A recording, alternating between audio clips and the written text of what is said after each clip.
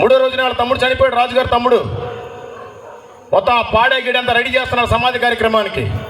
తోమా గారికి ఈ విషయం తెలిసింది. అందరూ ఏడుస్తుండేసరికి, అయ్యా నేను రాజుగారి సొమ్ము తిన్నాను, నేను సత్యాన్ని చెప్పకుండా ఉండలేను, మా దేవుడు నిజమైన దేవుడు, రాజుగారి తమ్ముడిని బ్రతికిస్తాడు మా దేవుడు, ఒక చిన్న ప్రార్థన చేస్తానయ్యా, దేవుడు చిత్తం అంటే ఖచ్చితంగా బ్రతుకుతాడు అని చెప్పి కబురు పంపిస్తా పట్టుడితోటి. ఆడెళ్ళి రాజుకు చెప్పకుండా మంత్రికి చెప్పాడు. వాడొచ్చి 4 టన్నులు దాన్ని మళ్ళీ లోపల వేసాడు తోమా గారిని. తీరా ఇంకా శవాన్ని ఎత్తుకొని పాడ కట్టుకొని జైలు ముందు నుంచే వెళ్ళాలి సమాధుల తోటకి, వాళ్ళ శ్మశానానికి.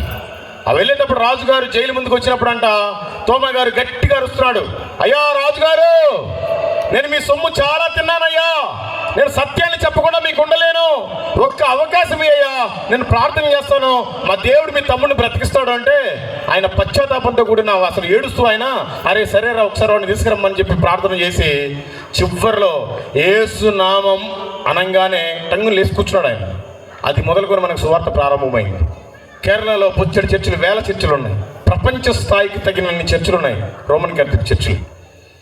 తోమా గారు అప్పుడే జైలుకి వెళ్ళారు సువార్త చేసి. నువ్వు నేను ఇవాళ వెళ్తే ఏముందండి, అద్భుతమైన మందిరాలు, 8 మందిరాలు కట్టాడు ఆయన 1980 సంవత్సరాల క్రితం. 8వ మందిరం సగం కట్టాడు.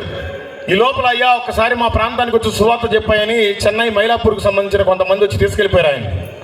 అక్కడ సువార్త ప్రకటిస్తే బలింతో పొడి చంపేశారు. మనోళ్ళే, స్వయానా యేసుక్రీస్తుతో పాటు తిన్న వ్యక్తే, పడుకున్న వ్యక్తే సువార్త ప్రకటిస్తుంటే వచ్చి బలింతో పొడి చంపేశారు. నిన్ను నన్ను చంపేస్తే ఎంత? ఆయన కట్టిన 8 మందిరాల్లో అద్భుతమైన మందిరం 6వ మందిరం శబరిమలలో అయ్యప్ప టెంపుల్ ఉంటుంది. ఆ అయ్యప్ప టెంపుల్కి 15 కిలోమీటర్ల దూరంలో పంబా నది ఒడ్డునే ఉంటుంది. నీలక్కల్ చర్చ్ మీరు గూగుల్లో కొట్టండి వస్తుంది.